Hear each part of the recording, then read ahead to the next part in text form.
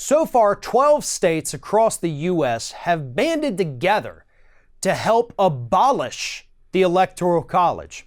And by abolish the Electoral College, I don't mean that they're actually getting rid of it. They're just revamping it so that it technically wouldn't actually matter in the coming elections. And here's how they're doing it. These 12 states have now passed legislation that would allow them to change the way the electors in their state are delegated. In fact, at that point, under the new legislation, it doesn't matter which candidate wins that state, whether it's Colorado, whether it's New York or Washington, D.C., or all of the New England states, minus New Hampshire, who have signed on to this.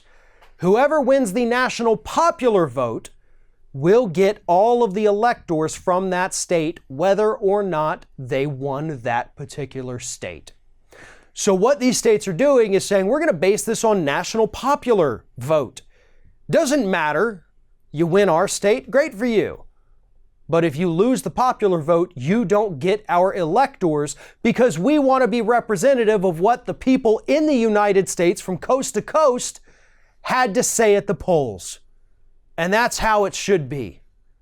This is a smart move because it doesn't go as far as to completely eliminate the Electoral College, which could run into constitutional challenges and possibly you need an amendment to do that. No. They're just changing procedure, which is a lot easier to win should these laws, and they will, get challenged in court. Now, obviously, these 12 states do not have enough electoral votes to swing an election. Although I think combined they do make up for 121 total electors between all the states. Either way, it's a good portion of them. 181 electoral votes, short of the 270, but not even by only, 89. So you get a couple more states to join in, and suddenly this thing has real momentum. Unfortunately, again, right now, all that's really joining in are blue states. And it's going to be damn near impossible to get red states to join in because they understand that doing so would have put an end to the Bush presidency. It would have prevented the Trump presidency. Man, it would have changed the course of the United States forever. And so they're probably not going to sign on to this. But there is always hope, because it may not happen in 2020, it may not happen in 2024, but no state stays within the grip of a single party for all of eternity. This is a waiting game at this point, and I know that sucks. There's dire things happening. We need this immediately, but sometimes you can't get it immediately. So yeah, this is a waiting game, but it's one that will be well worth the wait if we could get some states like California, Florida, some of the states in the Midwest, if we can get them to sign on and pass this same legislation, then suddenly the next presidential election becomes an entirely new thing altogether. One in which the Electoral College won't matter, so candidates can spend more time going out there talking to people they wouldn't otherwise be talking to.